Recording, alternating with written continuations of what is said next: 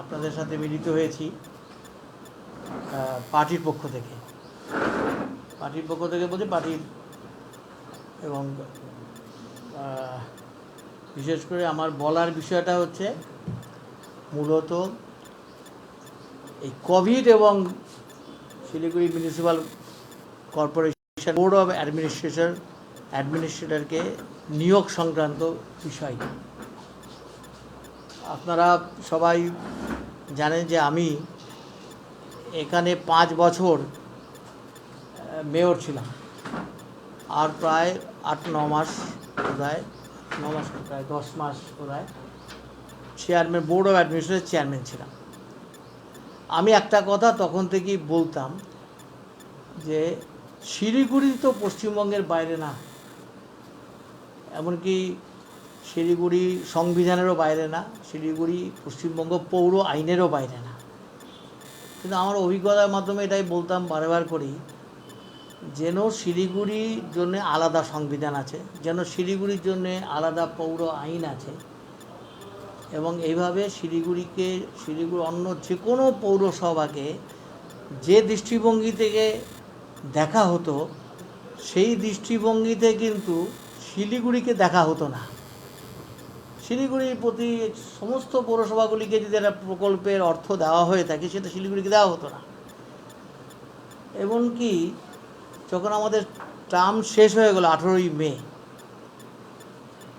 তার আগে সরকার ঠিক করলো কোভিড জনিত পরিস্থিতির মোকাবেলার জন্যেই যে আগে যারা বোর্ড অফ কাউন্সিলর্সে বা মেয়র পরিষদে বা চেয়ারম্যান পরিষদে যারা থাকছেন তাদেরকেই প্রশাসক মণ্ডলী হিসাবে নিযুক্ত করার সিদ্ধান্ত রাজ্য সরকার গ্রহণ করল। তখন আপনারা দেখেছিলেন, আপনাদের মনে আছে, সেই সময়তে কিন্তু কলকাতাতে যারা ছিলেন তাদেরকেই রাখা হলো, অন্যান্য পৌরসভাতে যারা ছিলেন তাদেরকেই রাখা হলো।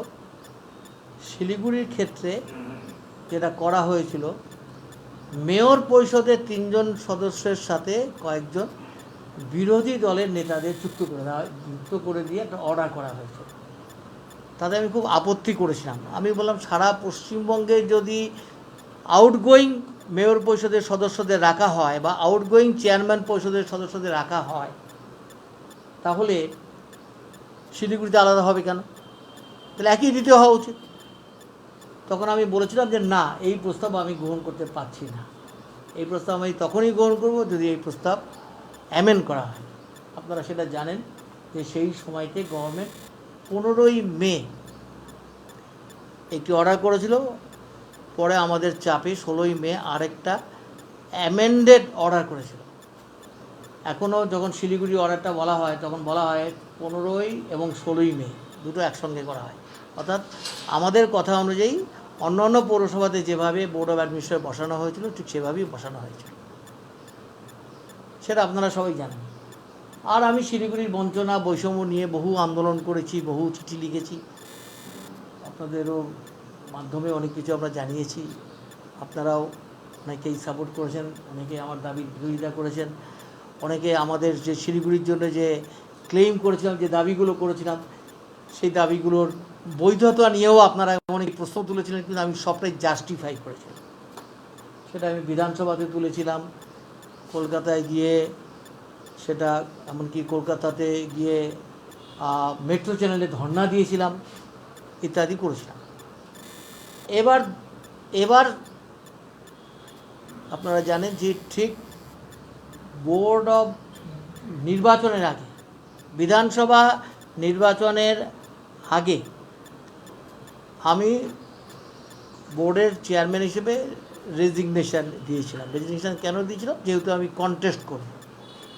কিন্তু ইতিমধ্যেই ইলেকশন কমিশনাররা অর্ডার করে, অর্ডার করে বলে এই যে পার্সন যারা আছে তারা পলিটিক্যালি আপাতত তারা এই বোর্ড অফ অ্যাডমিনিস্ট্রেশনে থাকতে পারবে না। আপনারা সেটা জানেন। তার প্রত্যেকটা জায়গাতেই কিন্তু এক একজন করে প্রশাসককে নিযুক্ত করা হয়েছে। শিলিগুড়িতে প্রথমে নিযুক্ত করা হয়েছিল কমিশনারকেই প্রশাসক হিসাবে, তারপরে তার কিছুদিন পরে সুরেন্দ্র গুপ্তাকে শিলিগুড়ির প্রশাসক হিসাবেই নিয়োগ করা হয়েছে। কলকাতাতে খলিল আহমেদ, যিনি আরবান ডেভেলপমেন্ট সেক্রেটারি, তাকে নিযুক্ত করা হয়েছে। এটাও আপনারা জানেন। প্রত্যেকটা জায়গাতেই এরকমভাবেই করা হয়েছে। এবারে নির্বাচন শেষ হয়ে যায়, বর্তমান সরকারই আবার ফিরে আসে। 3রা মে মডেল কোড অফ কন্ডাক্ট প্রত্যাহারিত হয়। মডেল কোড অফ কন্ডাক্ট প্রত্যাহারিত হওয়ার পর প্রথম কলকাতাতে একটা অর্ডার করা হয়। এই হচ্ছে কলকাতার অর্ডার। 4 মে 2021 সালে কলকাতার একটা অর্ডার করা হয়। সেই অর্ডারে বলা হয়, যেহেতু মডেল কোড অফ কন্ডাক্টটা এটা আর নেই, সিজড হয়ে গেছে, এবং যেহেতু আগের যে অ্যাডমিনিস্ট্রেটর সেই অ্যাডমিনিস্ট্রেটরও এখন আর থাকছে না, এবং তারা তখন একটা কথা কলকাতার ক্ষেত্রে অর্ডার করে একটা কথা বলা হলো, সেটা বলেছে। তাদের বক্তব্যটা হচ্ছে যে যেহেতু second wave of COVID-19 pandemic has become more severe during the period when the model code of conduct was in operation. প্রচণ্ডভাবে বেড়ে গেছে। এই অবস্থার পরিপ্রেক্ষিতে তারা একটা অর্ডার করলো কলকাতার ক্ষেত্রে, and whereas it is necessary to reinstate an experienced body of persons to handle the grave situation persisting due to second wave বলে যারা আগের যে হ্যাজ বিকাম ইনকনসিকুয়েশন বলে তারা বলেছে, বলে অর্ডারটা করলে এরকমভাবে 20th March 2021, সেটা 20th মার্চে ওটা যখন বলে, and the operation of the notification 334 6 May 2020, এই যে অর্ডারটা ছিল, appointing the board of administration Kolkata municipal corporation is restored by operation of ল।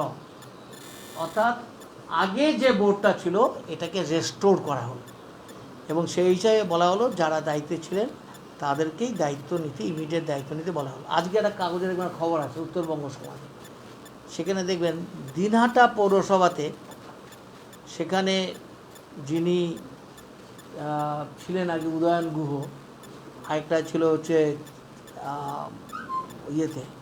চ্যাংড়াবান্ধার কী নাম, মেঘলিগঞ্জ পৌরসভাতে ছিলেন পরেশ অধিকারী। এই দুজনকেই কিন্তু বোর্ড অফ অ্যাডমিনিস্ট্রেশন চেয়ারম্যান হিসেবে আগেরটাই রেস্টোর করা হলো। আপনি দেখবেন ঠিক একই রকমভাবে Salt Lake municipal corporation, Bidhannagar municipal কর্পোরেশনে যারা ছিলেন কৃষ্ণা চক্রবর্তী, তাদেরকেই কিন্তু রিইনস্টেট করা হয়েছে। এবার দেখবেন, আমি যে বারবার করে বলছি না যে শিলিগুড়ি কি পশ্চিমবঙ্গের বাইরে, যে প্রশ্নটা তুলতাম, আবার দেখেন শিলিগুড়ি সত্যি পশ্চিমবঙ্গের বাইরে। শিলিগুড়ির ক্ষেত্রে কী বলা হলো, 6 মে শিলিগুড়িতে অর্ডার করা হলো। শিলিগুড়ির অর্ডারের মধ্যেও কিন্তু রেস্টোরেশন কথাটাই বলা হলো, রেস্টোর বলা হলো। দুটো অর্ডার ছিল, কমিশন অর্ডার ক্যান্সেল করলো, সুরেন্দ্র গুপ্তকে ক্যান্সেল করা হলো। ক্যান্সেল করে এখানে কি বলা হলো, এটা বলা, and no longer restrict the operation. এবার বলছে, and whereas with model code of conduct ceasing to be in operation, model code of conduct নেই, the order of the Election Commission of India dated 20th March 2012 and the temporary restriction imposed thereby has consequently ceased to remain in force or have any effect, and no longer restricts the, অর্থাৎ 15ই মে এবং 16ই মে 2020 সালে কোনোভাবে আর ওই যে অর্ডারটা ছিল এটা আর restrict, এটা নিয়ন্ত্রিত নয়। তার মানে এই অর্ডারটা বহাল থাকছে, পুনর্বহাল থাকছে।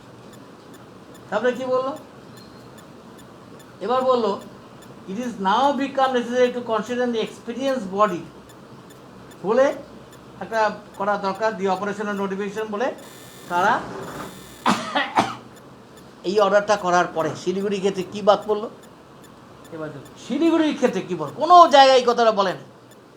শিলিগুড়ির ক্ষেত্রে কী বল, যে বলছি না শিলিগুড়ি সংবিধানের বাইরে, শিলিগুড়ি পশ্চিমবঙ্গ পৌর আইনের বাইরে, যেহেতু শিলিগুড়িতে আমি ছিলাম, আচ্ছা ঠিক আছে, আমি তো ভোটে নয় হেরে গেলাম, কিন্তু আইনে তো আইনে যখন সবার ক্ষেত্রে যে আইনটা সেই তাই তো করা হবে। আমি এটা অ্যাকসেপ্ট করি কি না করি তো পরের কথা, সেটা তো পরের কথা। আইনে অর্ডারটা একই হবে। আইনে বলছে 2020 সালের 15ই মে 16 মে অর্ডারটা বহাল আছে শিলিগুড়ির ক্ষেত্রে বলছে। বলে নিয়ে অর্ডারটার মধ্যে কি বলছে শুধু পড়ে শোনো, কোথাও কোনো এই ক্ষেত্রে বলেন কি বলেছে। And whereas it has now become necessary to constitute an experienced body of persons well equipped and competent with necessary experience both in matters of local municipal governance as well as knowledgeable of the issues of the entire North Bengal region as a whole for a holistic, synergized and well coordinated approach with the state agencies in this regard to handle and contain the grave situation due to second wave of the COVID-19 pandemic and to effectively discharge the essential function of the Siliguri Municipal Corporation in order to give effect to essential provision বলে দিয়ে লিখলো উত্তরবঙ্গের সম্পর্কে যাদের বিরাট experience আছে। তারপরে বলা হচ্ছে কি বলেছে, তারপরে বলা হলো মিউনিসিপ্যাল গভর্নেন্স সম্পর্কে যাদের বিরাট এক্সপিরিয়েন্স আছে, যারা এইরকম কোভিড সিচুয়েশন থেকে হ্যান্ডেল করার মতো যোগ্যতা আছে, তাদের 4 জনকে বোর্ড অফ অ্যাডমিনিস্ট্রেশন হিসেবে নিয়োগ করা হলো। পশ্চিমবঙ্গের কোনো পৌরসভায় কোনো কর্পোরেশনে বোর্ড অফ অ্যাডমিনিস্ট্রেশন নিয়োগের ক্ষেত্রে এরকম কোনো লাইন কোথাও কিন্তু লেখা হয়নি, শুধু শিলিগুড়ি ক্ষেত্রে লেখা হচ্ছে। কেন? যদি বলা হয় বোর্ড অফ অ্যাডমিনিস্ট্রেশন একটা এক্সপিরিয়েন্স যদি উত্তরবঙ্গ সম্পর্কে কে জানে, উত্তরবঙ্গ সম্পর্কে একজন প্রাক্তন মন্ত্রী, তিনি পরাজিত, তিনি জানেন বলছেন এক। আরেকজন বিরোধী দলের নেতা, তিনি খুব জানেন। একজন ব্যবসায়ী, হোটেল ব্যবসায়ী, তিনি খুব জানেন। আরেকজন ট্রেড ইউনিয়ন নেতা, তিনি কিছুদিন আগে দল পরিবর্তন করেছেন, তিনি জানেন। আর এতদিন পর্যন্ত যারা বোর্ড অফ অ্যাডমিনিস্ট্রেটর ছিল তারা জানে না, তারা বোঝে না। তাহলে অন্য প্রত্যেকের ক্ষেত্রে যারা ছিলেন তাদেরকে রাখা হলো, শুধু শিলিগুড়ির ক্ষেত্রে এটা কেন হলো? কি কারণটা কি? এইটাই হচ্ছে, আমরা বারবার বলছি, এইখানে হচ্ছে রাজনীতি। সেকেন্ড কথাটা হচ্ছে, দেখবেন প্রত্যেকটা জায়গাতেই একটা করে অর্ডার করেছে, তারপরেই কোঅর্ডিনেটর নিয়োগ হিসাবে প্রত্যেকটা পৌরসভাতে বলেছে engagement of persons as ward coordinator. আগেও করা হয়েছিল, যারা কাউন্সিলর তাদেরকে ওই এলাকার কোঅর্ডিনেটর হিসাবে নিযুক্ত করা, আমরা করেছিলাম। দেখুন এখানে 7 মে গভর্নমেন্ট একটা অর্ডার করেছে, অর্ডার করে বলেছে যে বোর্ড অফ অ্যাডমিনিস্ট্রেটরকে বলা হচ্ছে যে তোমরা এদেরকে এঙ্গেজ করো, যারা প্রাক্তন কোঅর্ডিনেটর, যে কাউন্সিলর যারা ছিলেন বা আগে যারা কোঅর্ডিনেটর ছিলেন তাদেরকেই এঙ্গেজ করাও। কলকাতায় করে দিয়েছে, সল্টলেকে করে দিয়েছে, আসানসোলে করে দিয়েছে, জলপাইগুড়িতে যারা ছিল তারাই হয়তো আছে কোঅর্ডিনেটর হিসেবে। শিলিগুড়ির ক্ষেত্রে আজও পর্যন্ত অর্ডারটা করা হলো না।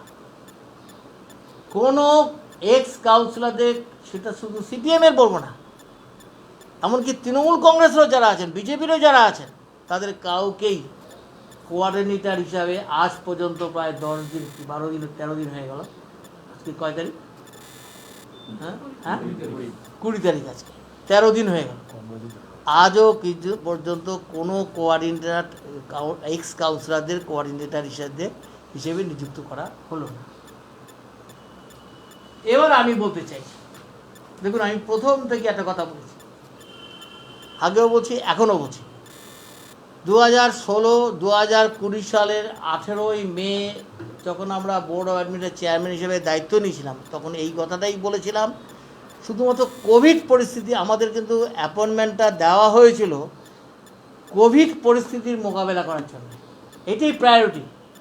এবং বলা হয়েছিল দুটো আইনের কথা, একটা বলা হয়েছিল এপিডেমিক, একটা বলা হয়েছিল যে এপিডেমিক আইন, অর্থাৎ একটা নাম হচ্ছে একটা ডিজাস্টার ম্যানেজমেন্ট অ্যাক্ট 2005, আর আরেকটা হচ্ছে এপিডেমিক ডিজিজের অ্যাক্ট 1897।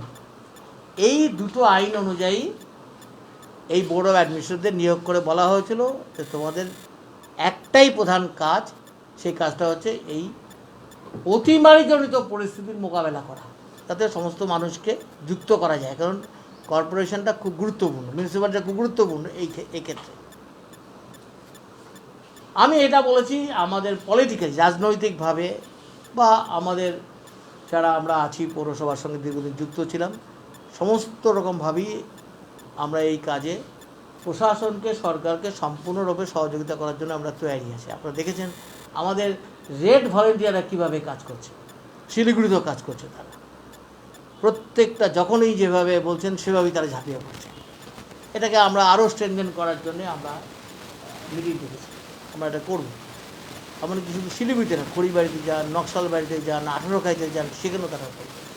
শক্তিগড়ে যান, সেখানেও দেখবেন বিভিন্ন ওয়ার্ডে, শিলিগুড়িতেও অনেকগুলি ওয়ার্ডে এরা ইতিমধ্যেই সেই দায়িত্ব নিয়ে কাজ করছে, সবাই সেটা জানে। কালকে সরকারি মিটিং ডেকেছিল, সেই মিটিংয়েও আমাদের রেড ভলেন্টিয়াররা গেছেন, সেখানে তারা কী কাজ করছে সেটাও বলেছে। আমরাও বিভিন্নভাবে বলে যাচ্ছি, নিজেরাও আমরা চেষ্টা করে যাচ্ছি কীভাবে হাসপাতালে ভর্তি করানো যায়, কীভাবে ডাক্তারকে দেখানো যায়, কীভাবে অক্সিজেন জোগাড় করানো যায়, সেটা আমাদের রাজনৈতিকভাবে আমরাও সেই দায়িত্ব পালন করছি। এই যে নিয়োগ নিয়ে স্পেসিফিক বক্তব্যটা কি আপনারা দিয়েছেন? আমি আসছি, সেই বলবো, এটা আমি আগে ব্যাকগ্রাউন্ডে বলে যাচ্ছি, বলছি নিশ্চয়ই বলবো। এবার হচ্ছে আমরা কি দেখলাম, সত্যি কি এই যে বোর্ড অফ অ্যাডমিনিস্ট্রেটর যেটা নিযুক্ত করা হয়েছে, তারা কি সত্যি সত্যি sincere two combat the present situation? এই পরিস্থিতি মোকাবেলার জন্য তারা কি সিনসিয়ার? না, তারা কিন্তু এটাকে রাজনৈতিকভাবে ব্যবহার করছে এই বোর্ড অফ অ্যাডমিনিস্ট্রেটরকে। প্রথম কাজ হয়েছে তারা এই বোর্ড অফ অ্যাডমিনিস্ট্রেটরকে ব্যবহার করে দল ভাঙানো, বিজেপির দল ভাঙানোর তারা পরিণতিটা কি বিজেপি দেখেছে। আজকে কিন্তু আমরা দেখছি চেয়ারম্যান সহ 4 জন বোর্ড অফ অ্যাডমিনিস্ট্রেটর, তাদেরকে যে ফার্স্ট প্রায়োরিটি হচ্ছে কীভাবে বিরোধী দল ভাঙানো যায়। বাড়িতে বাড়িতে গিয়ে ব্ল্যাকমেল করে, কাউকে বিল্ডিং, বেআইনি দোকান ভাঙার হুমকি দিয়ে, নোটিশ দিয়ে, কাউকে বলা বা বেআইনি দুর্নীতির মধ্যে জড়িয়ে দেবো তোমাদেরকে, এরকম হুমকি দিয়ে ইতিমধ্যেই 3 জনকে দল ভাঙিয়েছে। আরও 2 জন 3 জনের বাড়িতে তারা গেছে, আমাদের যারা বর্তমান যারা এক্স কাউন্সিলর, তাদের বাড়িতে গেছে, তাদের উপর নানাভাবে চাপ সৃষ্টি করছে, কিন্তু তারা রিজেক্ট করেছে, সবাই রিজেক্ট করেছে। তাদের কাজ হচ্ছে এখন এইটাই, সেবা করাটা, এই পরিস্থিতিকে মোকাবেলা করা পড়া। যেমনভাবে প্রধানমন্ত্রীকে আমরা দেখছি, প্রধানমন্ত্রী তার কাছে কিন্তু কোভিড সিচুয়েশনটা বড় ছিল না, বাংলা জয়টাই বড় ছিল, রাজনীতি করাটাই বড় ছিল। কোভিড সিচুয়েশনটা তাদের কাছে প্রায়োরিটি না বলে সেটা আমরা দেখলাম। কয়েকজনের গ্রেপ্তারের নাম করে নিজাম প্যালেস থেকে শুরু করে সারা কলকাতাতে সমস্ত রকমভাবে লকডাউনকে না মেনে যা ঘটনাটা ঘটলো, সেটা বোঝা যায় যে শাসক দলের কাছে কখনোই কোভিড সিচুয়েশনটা বড় জিনিসটা, রাজনীতিটাই বড়। শিলিগুড়িতে আমরা এটা দেখছি, দলবাজিটাই বড় হয়ে দাঁড়িয়েছে। বোর্ড অফ অ্যাডমিনিস্ট্রেটরের এই মুহূর্তে যে কাজগুলো তাদের করা উচিত, প্রতিদিনই তো কাগজে বেরোচ্ছে। নার্সিংহোমগুলো কী অবস্থা, অক্সিজেনের কী অবস্থা, বেডের কী অবস্থা, কালোবাজারে কীভাবে হচ্ছে, ওষুধের কালোবাজারে কীভাবে হচ্ছে, প্রতিদিন দেখছি তার নিয়ে মিটিং হচ্ছে। কোনো অ্যাকশান হয়েছে আজ পর্যন্ত? আমি কি বলবো, সমস্ত প্রতিদিন আপনারাই কাগজে লিখছেন, প্রত্যেক দিন। আমি কিচ্ছু মন্তব্য করিনি, করিনি, রাস্তায় দাঁড়িয়ে আন্দোলনও করিনি, না এই সময় আন্দোলন করাটার সময় না। কিন্তু আমরা তো দেখছি কোনো একটা কিছু পরিবর্তন হচ্ছে না, তারা বেশি উদ্যোগী হচ্ছে দল ভাঙা, বিরোধী দল ভাঙা। তারা বেশি উদ্যোগী হচ্ছে কর্পোরেশনে কীভাবে সাজসজ্জাটা করা যায়, টাইলস লাগানো যায়, বাথরুমটাকে আরও সুন্দর, কীভাবে লক্ষ লক্ষ টাকা খরচা করে নতুন বাথরুম বানানো যায়, কীভাবে আরও বেশি আধুনিকীকরণ করা যায় কর্পোরেশনের অফিসটাকে। এই মুহূর্তে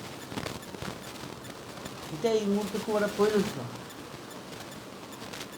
যে কাজগুলো আমরা শুরু করেছিলাম সেই কাজগুলোকে অব্যাহত রাখলেই তো অনেকটা হয়, কিন্তু নতুন করে এটা প্রায়োরিটি হওয়া উচিত না।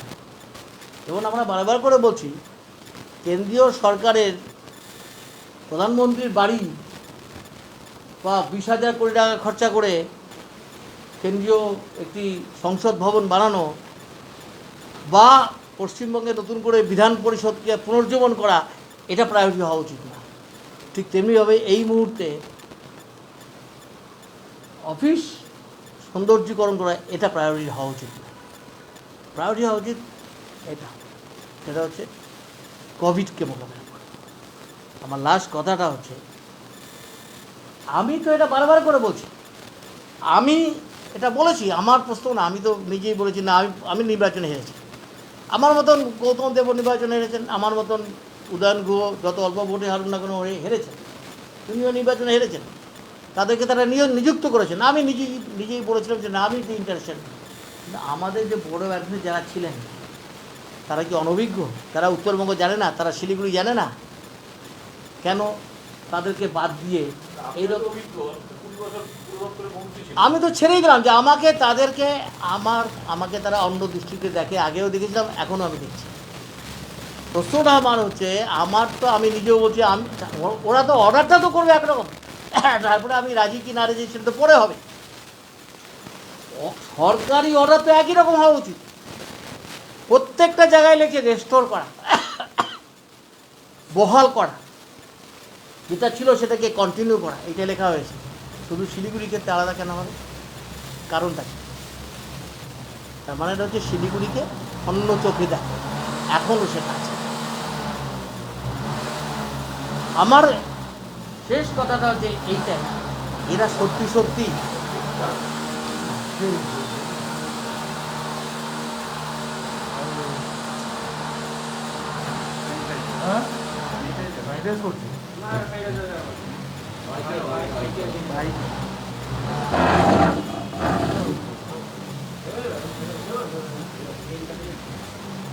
গাড়িটা বোধ ঠান্ডা হয়ে গেছে।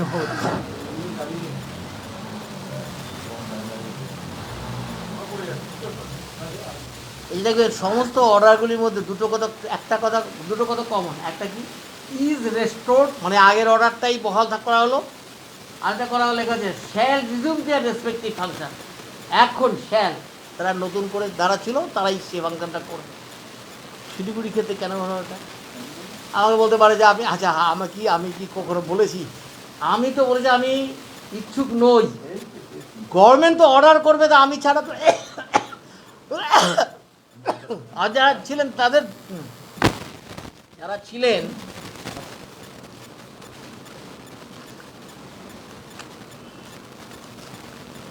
এখন কাজটা মুশকিল কিন্তু। হ্যাঁ সেটাই আমি এটাই বলছি, যদি সবার ক্ষেত্রেই, যদি শিলিগুড়ির ক্ষেত্রে রেস্টোর কথাটা লেখা হয়েছে, শিলিগুড়ির ক্ষেত্রেও কিন্তু shall resume the respective function কথাটা লেখা হয়েছে।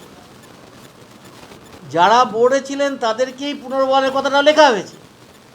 আমি তার নাম বলছি, কৃষ্ণা চক্রবর্তীকে বলুন, ফিরাদ হাকিম বলুন, আজকে দেখলেন আপনাকে উদয়ন গুহকে বলুন, এরকম আরও যতগুলো আছে, প্রত্যেকটা ক্ষেত্রে তাই হয়েছে। শিলিগুড়ির ক্ষেত্রে উচিত ছিল, যখন তারা বলছেন উত্তরবঙ্গ সম্পর্কে অভিজ্ঞ, মিউনিসিপ্যাল গভর্নেন্স সম্পর্কে অত্যন্ত এবেল, তারা জানে, কি যারা ছিলেন তারা জানে না? এই চারজন জানে? কারণটা মানে এটা হচ্ছে শিলিগুড়ির জন্যই হচ্ছে সব কিছুতেই আইনটা আলাদা, রীতিটা আলাদা, নীতিটাও আলাদা। এটা হতে পারে না।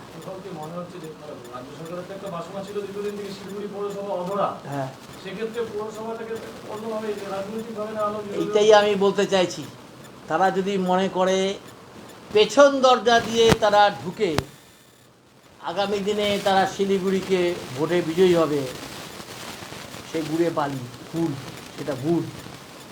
এই বোর্ডে আমরা চাই স্বাভাবিক অবস্থা ফিরে আসার সাপেক্ষে নির্বাচন হোক, এবং সেই নির্বাচনে আবার বলছি দায়িত্ব নিয়ে, আবার 2015 সালের মতন আমরাই এই বোর্ডে জয়ী হয়ে এখানে ভোট করব। আমি এটা বলছি, বিধানসভা নির্বাচনের রেজাল্ট যাই হোক না কেন, সেটার সঙ্গে এটার কিছু সম্পর্ক নেই, দেখবেন আপনারা। পৌরসভার দায়িত্ব নেওয়ার পরে বলেছিলেন যে আপনি অভিজ্ঞ, আপনার দীর্ঘদিনের অভিজ্ঞতা রয়েছে পৌরসভা চালানোর, পাশাপাশি শহরটাকে আপনি খুব ভালোভাবে জানেন এবং প্রয়োজনে আপনার সাথে কথা বলবে। এখনও কি আপনার সাথে কথা বলেছে? কিন্তু আমার মনে হয় এই অর্ডারটা দেখার পরে কি মনে হয় যে এক্সপিরিয়েন্স আমি নাকি এক্সপিরিয়েন্স উনি? অর্ডারটা দেখে তো মনে হচ্ছে এই চারজনই হচ্ছে উত্তরবঙ্গ সম্পর্কে, শিলিগুড়ি সম্পর্কে এবং আরবান গভর্নেন্স সম্পর্কে তারাই সব জানে না, আমরা কিছু জানি না, এটাই মনে হয় না? তো এই অর্ডারের পরে কি আর আমার কাছ থেকে কোনো অভিজ্ঞতা, আমার কাছে কোনো পরামর্শ নেওয়ার কি তার কোনো প্রয়োজন আছে? এই অর্ডারটায় প্রমাণ করে 4 জনই হচ্ছে একমাত্র অভিজ্ঞ, আর কেউ না, আমরা কেউ না। সরকার তাই মনে করছে। সরকারই তাই মনে করছে। আর দ্বিতীয়ত যেটা দাঁড়াচ্ছে, আমি তো আবার বলছি, তাদের কাছে তো কোভিডটা প্রায়োরিটি না, তাদের কাছে দলবাজিটাই প্রায়োরিটি। তারা অনেকটা সময় ব্যয় করছেন শুধুমাত্র কোন দল কাকে ভাঙানো যায়। এই কয়েকদিন আগে আমাদের একজন এক্স কাউন্সিলর বাড়ি গেছে, তৃণমূলের একজন নেতা, তিনিও মানে দলত্যাগী, সে গিয়ে তাকে বোঝাতে গেছে যে আপনি চলে আসুন, তুমি চলে আসো, তোমাকে আমি এটা দেবো সেটা দেবো, অমুক তমুক, তোমাকে তো কিছু দেবে। আমাকে কী দেয়নি ভাই, আমাকে বাড়ির যথেষ্ট মর্যাদা দিয়েছে। আপনি চা খান, বসুন, গল্প করুন, আপনি এই কথাটা দয়া করে বলবেন না, বলেছে সে। এই যে যাচ্ছে, এই যে এগুলো করছে, তার মানে হচ্ছে প্রায়োরিটি এইটাই, দলবাজিটাই প্রায়োরিটি। এই ক্ষমতাটাকে অপব্যবহার করে কিভাবে তারা পেছন দরজা দিয়ে ক্ষমতা ভোগ করা যায়, এটাই বড় কথা। তাদের কাছে কোভিড মোকাবেলাটা প্রায়োরিটি না। অসুবিধা আরও একটা অভিযোগ হচ্ছে এই পরিস্থিতিতে যে বেসরকারি নার্সিংহোমগুলো ভয়ঙ্কর রকম বিল দিচ্ছে এবং সেখানে কিন্তু কোনো পরিষেবা দিচ্ছে না।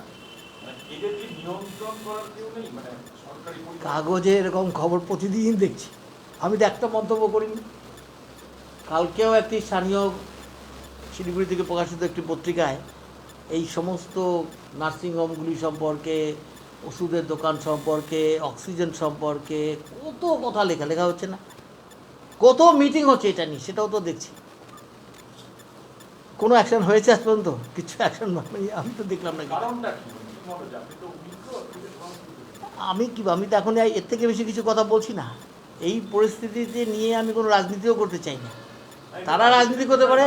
আপনারা দেখবেন আমরা 8 মাস 9 মাস 10 মাস চালিয়েছি এই কোভিডকে সামনে রেখে, সবাইকে নিয়ে চলেছি, কোনো পলিটিক্স করিনি। বোর্ড অফ অ্যাডমিনিস্ট্রেটরের ক্ষমতা নিয়ে কোনো অন্য দল ভাঙানোর চেষ্টা করি, কাউকে কোনো বিশেষ সুবিধা দেওয়ারও চেষ্টা করি। নিজের আমাদের অনেকের, আমার সহ এই সহ সবারই কিন্তু কোভিড হয়েছিল, খুব ভয়ঙ্করভাবে কোভিড হয়েছিল, জয়ের সহ। আমরা এই কোভিড নিয়েও কিন্তু মানুষের সেবাতে, মানুষের পাশে দাঁড়িয়েছি। এতটুকু